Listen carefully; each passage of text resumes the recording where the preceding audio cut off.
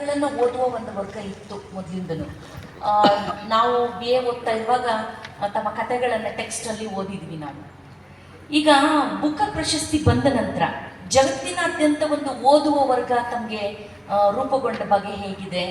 ಇದ್ರ ಜೊತೆಗೆ ಆ ಬುಕ್ಕರ್ ಪ್ರವಾಸ ಏನಿದೆಯಲ್ಲ, ಜಗತ್ತಿನಾದ್ಯಂತ ಪ್ರವಾಸದಿಂದ ನಿಮಗೆ ಏನಾದರೂ ಹೊಸತನ್ನ ಕಲಿಯುವ ಅವಕಾಶ ಅಥವಾ ಹೊಸದಾಗಿ ಏನಾದ್ರೂ ಕೂಡ ನೀವು ಮತ್ತೆ ಬರೆಯಬಹುದು ಅನ್ನೋ ಯಾವುದಾದ್ರೂ ಹೊಳವುಗಳು ನಿಮಗೆ ಸಿಕ್ಕಿರೋ ಬಗೆಯನ್ನು ನೀವು ಹೇಳ್ಬೋದಮ್ಮ? ಮೊದಲಿಗೆ ನಿಮ್ಮಲ್ಲಿ ಹಲವಾರು ಪ್ರಶ್ನೆಗಳು ಸೇರಿ ಒಂದು ಪ್ರಶ್ನೆ ಆಗಿದೆ. ಮೊದಲನೇದಾಗಿ ನನಗೆ ಮೊದಲಿನಿಂದಲೂ ಒಂದು ಓದುವ ವರ್ಗ ಇದೆ ಅಂತ ಹೇಳಿದಂಥ ಮಾತು ನೀವು ನಿಜ.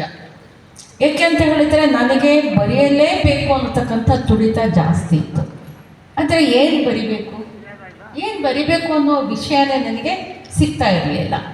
ಹೇಗೆ ಅಂತ ಹೇಳಿದ್ರೆ, ಈಗ ನಾನು ಯಾವುದೇ ಒಂದು ವಿಷಯವನ್ನು ಬರಿಬೇಕು ಅಂತಂದಾಗ ಹೇಗೆ ಬರಿಬೇಕು ಬಹಳ ದೊಡ್ಡ ಸಮಸ್ಯೆ. ಏಕೆಂದರೆ ನಾನು ಉರ್ದು ಮಾತೃಭಾಷೆ ಹಿನ್ನೆಲೆಯ ಮುಸ್ಲಿಂ ಕುಟುಂಬದಿಂದ ಬಂದಂಥವಳು. ನನ್ನ ವಿಷಯದ ಆಯ್ಕೆ ಮುಸ್ಲಿಂ ಸಮಸ್ಯೆ ಆಗಿರಬೇಕಾ, ಹಿಂದೂ ಸಮಸ್ಯೆ ಆಗಿರಬೇಕಾ, ಕ್ರಿಶ್ಚಿಯನ್ ಸಮಸ್ಯೆ ಆಗಿರಬೇಕಾ, ಅಥವಾ ಏನೂ ಸಮಸ್ಯೆನೇ ಇರಬಾರ್ದ ಅಲ್ಲಿ, ಅಥವಾ ಹೇಗೆ ಪ್ರೆಸೆಂಟ್ ಮಾಡಬೇಕು, ನನ್ನ ವಿಚಾರಗಳನ್ನು ನಾನು ಯಾವ ರೀತಿ ಬರೀಬೇಕು, ಈ ಪ್ರಶ್ನೆಗಳನ್ನು ನಾವು ನಮ್ಮ ಬಂಡಾಯದ ವರ್ಕ್ಶಾಪ್ಗಳಲ್ಲಿ ನಮ್ಮ ಬರ್ಗೂರು, ಚಂದನವಾರಿಕರ್, ರಂಜಾನ್ ದರ್ಗಾ, ಕಾಳೆಗೌಡ ನಾಗ್ವಾರರು ಇವರೆಲ್ಲರ ಸಮ್ಮುಖದಲ್ಲಿ ಪ್ರಶ್ನೆಗಳನ್ನ ಕೇಳ್ತಾ ಇದ್ವಿ. ಆಗ ಅವ್ರುಗಳೆಲ್ಲ ನಮಗೆ ಡೈರೆಕ್ಷನ್ ಕೊಡ್ತಾಯಿದ್ರು. ಏನು ಅಂದರೆ, ನೀವು ನಿಮ್ಮ ಬಗ್ಗೆ ಬರೀರಿ, ನಿಮ್ಮ ಕುಟುಂಬದ ಬಗ್ಗೆ ಬರೀರಿ, ನಿಮ್ಮ ಮೊಹಲ್ಲದ ಬಗ್ಗೆ ಬರೀರಿ.